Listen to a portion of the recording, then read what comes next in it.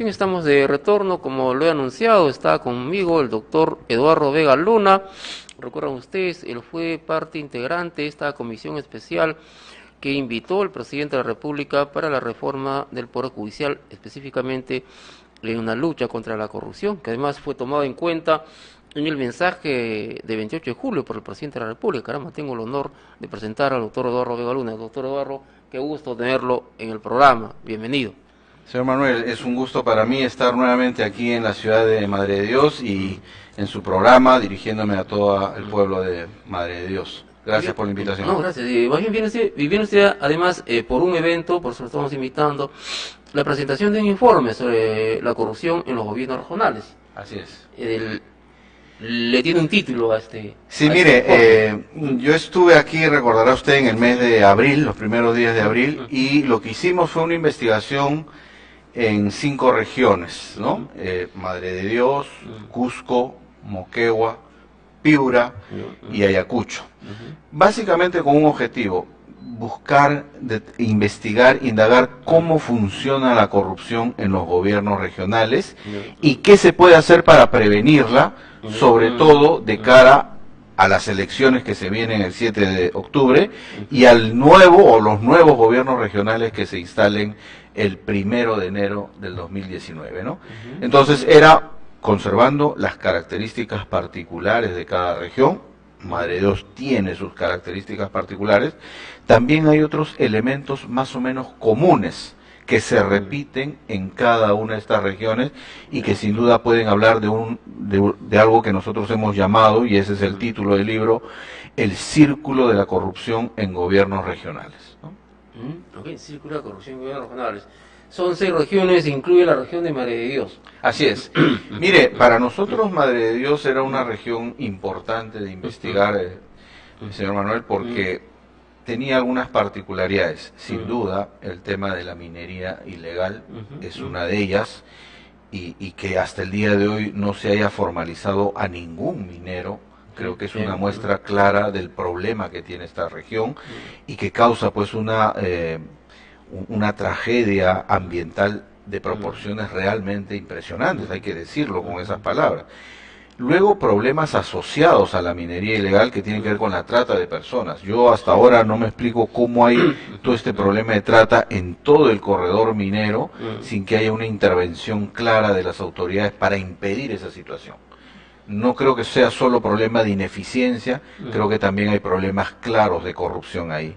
Y en tercer lugar, todo el tema de la tala ilegal, que es un tema también asociado. Pero quizás el rasgo distintivo, y me lo contaron aquí personas conocedoras de la región Madre de Dios, es que mucha gente que vive en esta región no se identifica, vive desarraigada de esta región, y por lo tanto, cuando se le causa daño a esta región, no siente como que el daño fuera propio, no fuera su tierra. Creo que ahí hay un problema serio de que mucha gente no se identifica con esta región, y eso hay que decirlo con todas sus letras.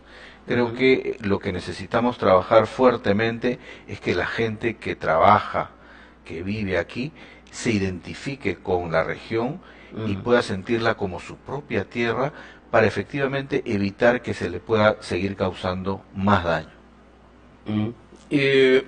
Dentro de ese trabajo de recolectar información, algunos detalles que se pueden adelantar, porque mañana va a haber una conferencia muy amplia, detallada, ¿no? Mira, mañana vamos a presentar el informe, dando cuenta en primer lugar de estas características particulares de la región, pero luego hablando de lo que hemos denominado esto del círculo de la corrupción. ¿Dónde empieza el círculo de la corrupción en toda la región? ¿Por qué círculo? Porque va dando vueltas, vueltas, y lamentablemente nada indica que esto vaya a cambiar en las próximas elecciones. ¿Qué estamos viendo en las elecciones? Uno, que hay candidatos claramente identificados con la minería ilegal, por un lado, y 2, otros candidatos que están financiados por proveedores, o sea, empresarios, personas que luego lo único que buscan con financiar una campaña electoral es verse beneficiados con obras, con contratos, con alquileres, con servicios que luego puede hacer tanto las autoridades regionales como las autoridades distritales. No es casual que en esta región hayan por lo menos hasta 7 candidatos que tienen algún nivel y algún vínculo con la minería en la región, y creo que eso habla justamente de un primer eslabón. Del primer eslabón de esta cadena, de este círculo, está conformado por quiénes son los candidatos a la región, cómo se financian sus campañas electorales. No tenemos claridad de quiénes están financiando esas campañas y luego cuánto es el dinero que están recibiendo de ellas. Yo creo que ahí hay un primer elemento. El segundo elemento común es que una vez el candidato que gana las elecciones pone en puestos claves del gobierno regional, que es lo que hemos visto, pero también de los municipios, a personas de su absoluta confianza, pero que a veces no tienen las capacidades y la trayectoria ética y de honestidad para poder dirigir una gestión. ¿A qué puestos claves me refiero? Al de logística, al de presupuesto, al de planeamiento, al de tesorería, al de asesoría jurídica, al de la Secretaría General. Son puestos claves porque sin ellos la gestión de una autoridad regional o municipal simplemente no puede caminar, no va a caminar. Pero si estas personas efectivamente hacen comités de selección manipulados, si hacen direccionamiento de obras, si luego permiten que esas obras sean sobrevaloradas, si luego permiten que hayan arbitrajes en desmedro del presupuesto público, o dan las conformidades porque los supervisores de obras que han nombrado no fiscalizan las obras, y si finalmente no actúan los órganos encargados de actuar frente a estos hechos, como son la Contraloría, la Fiscalía, la Procuraduría, tenemos un círculo vicioso de corrupción y de impunidad frente a ella. Creo que eso es lo que hay que romper, y eso es lo que venimos a proponerle a la sociedad de Madre de Dios. Rompamos ese círculo de corrupción y miremos que el próximo proceso electoral puede ser una oportunidad para elegir bien primero a las autoridades y en segundo lugar para que quien salga elegido, la persona, el nuevo gobernador o gobernadora que salga elegido en esta región, se comprometa a romper con el direccionamiento en los contratos públicos, el fraccionamiento en las compras, los comités de selección amañados, los expedientes técnicos manipulados o con deficiencias, las sobrevalorizaciones en las obras públicas, el no utilizar las compras de menor cuantía para poder hacer compras que a veces no tienen ningún sustento. Creo que ahí está el gran esfuerzo que tenemos que hacer en ese lado de las compras públicas para romper con este círculo de la corrupción. Y este círculo, el ejemplo que muestra, se repite en las regiones, 6 regiones, me dice, ¿no? Sí, se repite con mucha frecuencia, cada una tiene su particularidad. En Ayacucho el tema lamentable es que muchos candidatos están financiados por el narcotráfico, ¿no? O por el lavado de activos en general, ¿no? En Piura el problema importante actual es el de la reconstrucción. Lamentablemente ha pasado más de un año y todavía se ha avanzado muy poco en la reconstrucción. En Cusco tenemos los problemas serios de que el canon tampoco es que haya ayudado mucho.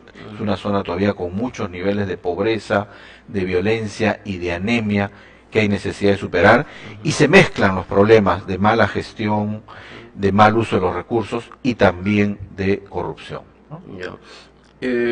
Cuando dice los proveedores, son los insumos para la construcción.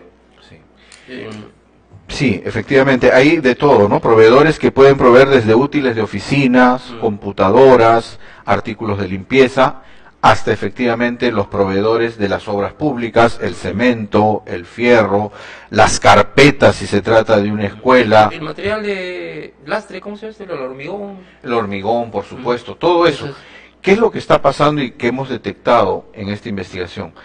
Que de la gran cantidad de obras públicas que se llevan a cabo, hay más de 1000 obras a nivel nacional que están paralizadas.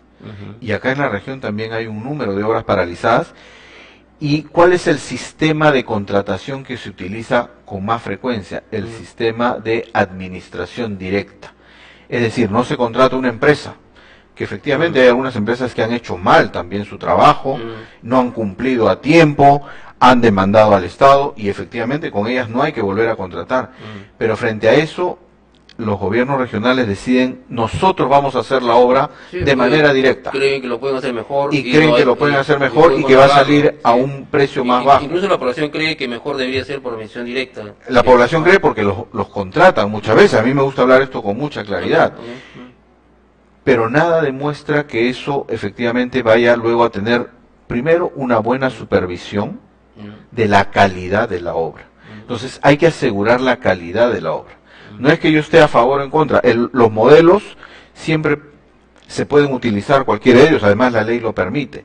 Lo que hay que cuidar es que sea cual fuere el modelo que se escoge para hacer una obra, que la obra se haga bien, que se cumpla con los estándares, que los supervisores verifiquen, que en los plazos se cumpla, que el dinero que se ha destinado para la obra sea el que realmente se ha gastado, que el material que se ha puesto en la obra sea el material que realmente se ha colocado. Creo que igual hay que poner muchos controles, muchos ojos en las obras por administración directa para que esa obra quede en beneficio de la sociedad, de la ciudadanía, ¿no?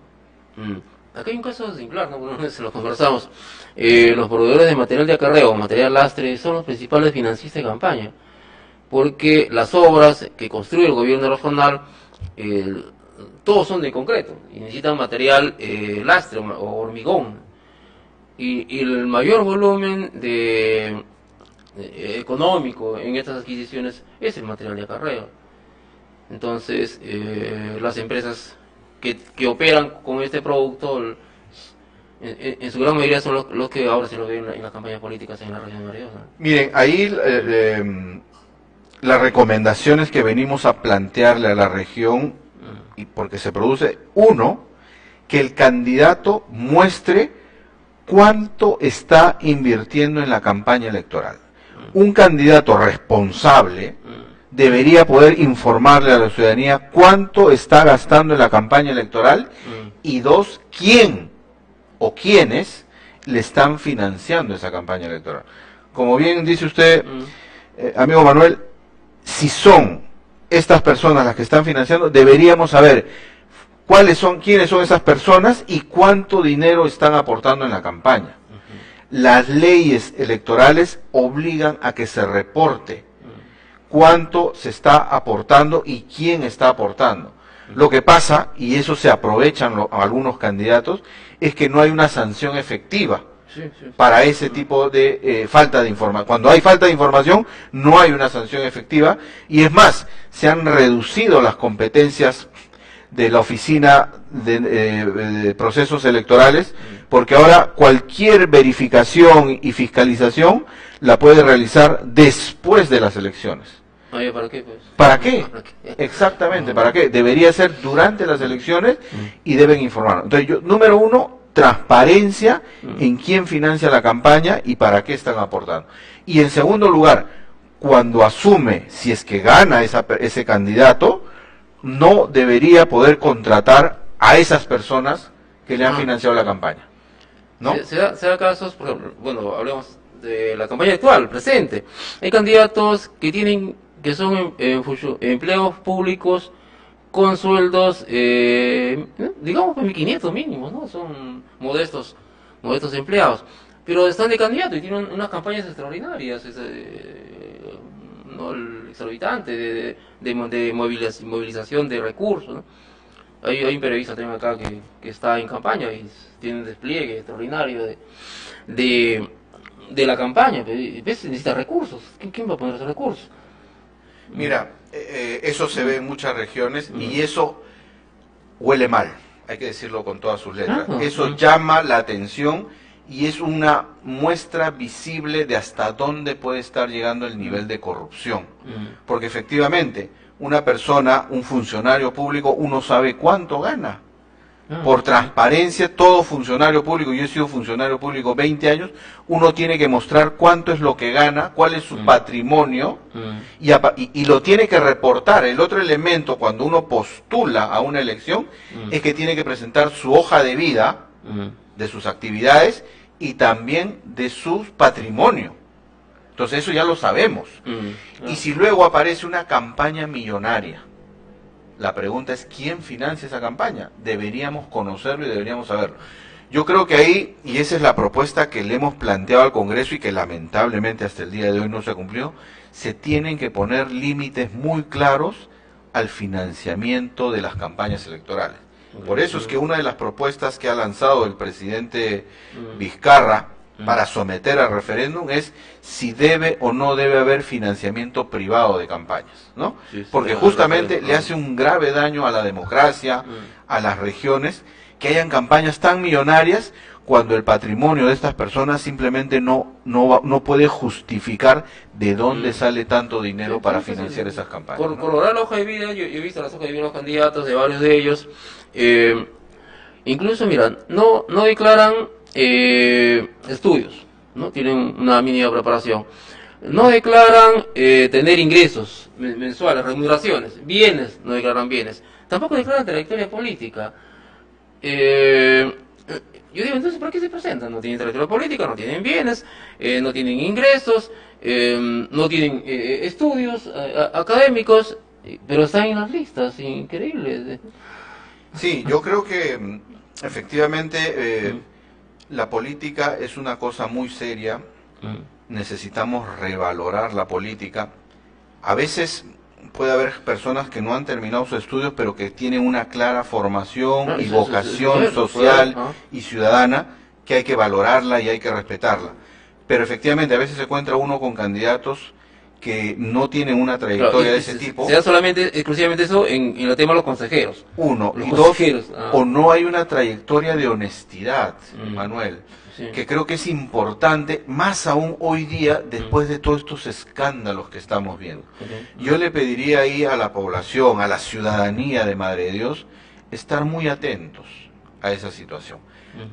Más que conocimientos técnicos hoy día, necesitamos gente honesta.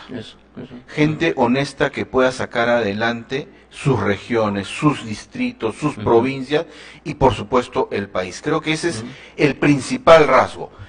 Y creo que los candidatos tienen la obligación de demostrarnos una conducta intachable, una conducta honesta. Si yo no tengo recursos, tengo por lo tanto que hacer una campaña austera, de movilización, ¿no? De movilización, de convocatoria, pero efectivamente, si no tengo recursos, ¿cómo voy a poder acreditar una campaña millonaria? ¿De dónde salen? Y si para remate no logro explicar de dónde vienen esos recursos, pues simplemente hay algo que falla y el ciudadano, la ciudadana tienen que desconfiar de esa persona porque simplemente no le está hablando con la verdad y ya está comprometiendo su eventual gestión con aquellos que lo han financiado en la campaña electoral, ¿no? Y otro que el lunes conversábamos, doctor Eduardo, es la función de la prensa, ¿no? Salen acá, aparecen medios de comunicación que se dedican a levantar candidaturas y los compromisos son sumas extraordinarias mensuales, increíbles, que no la puede ganar ni siquiera un ejecutivo que trabaje de ministro o asesor de ministro. Estamos hablando de sumas de 20.000 soles mensuales, de 15.000 soles mensuales para levantar una candidatura en la campaña. Impresionante. Mira, con la prensa yo tengo, digamos, sentimientos encontrados, ¿no? Por un lado hay que reconocerla como un valor fundamental de la democracia, porque lo que hemos conocido de la corrupción se debe también principalmente a la prensa. Al trabajo de la prensa, claro. ¿No? Y eso hay que reconocerlo. Y en cada región hay periodistas que se fajan, ponen en riesgo su propia vida e informan con veracidad, con honestidad, con objetividad. Pero también esta investigación que hemos hecho, Manuel, nos ha permitido conocer ese otro lado de la prensa que lamentablemente ve en los recursos, en los ingresos, en la venta finalmente de una línea editorial o en la pura publicidad que se puede hacer, la forma de sobrevivencia, y eso no es periodismo, eso no puede ser considerado periodismo. Quizás eso es lo que ha motivado esto que hemos visto en esta famosa ley Mulder que se ha dictado para cortar todo tipo de publicidad estatal, ¿no? Creo que nos hemos pasado de un extremo al otro, ¿no? De una publicidad absoluta, sin ninguna reglas, y donde todo se podía comprar y vender, a una restricción totalmente absoluta. Yo creo, aquí, y aprovecho para decirlo en esta entrevista, creo que el justo medio es una publicidad controlada, transparentada, donde se sepa a quién se contrata, por cuánto dinero se le contrata, en qué temas se les contrata. Creo que eso es lo más transparente que puede haber, y la autoridad, como el periodista, tienen que aceptar esas reglas de mayor transparencia frente a cómo se destina dinero público para el tipo de campaña. Porque efectivamente se puede estar afectando campañas en educación, campañas en salud, campañas en enfermedad, que creo que son vitales también en muchas regiones del país, ¿no? Ok, mañana la conferencia la presentación es... Quiero invitarlos a las 10 de la mañana en el Hotel Cabaña Quinta. Vamos a estar presentando este informe, el primero, vamos a empezar aquí en la región Madre de Dios. A las 10 de la mañana contaremos con un panel de 2 personas y la presentación del informe estará a mi cargo. Les agradezco de antemano a los que puedan acompañarnos. Ok, doctor, muchas gracias por venir. Muchas gracias. El programa. Encantado. Bien, vamos a la pausa comercial, volvemos con la entrevista al doctor Adolfo Caira Quispe, presidente del Jurado Especial de Tambopata.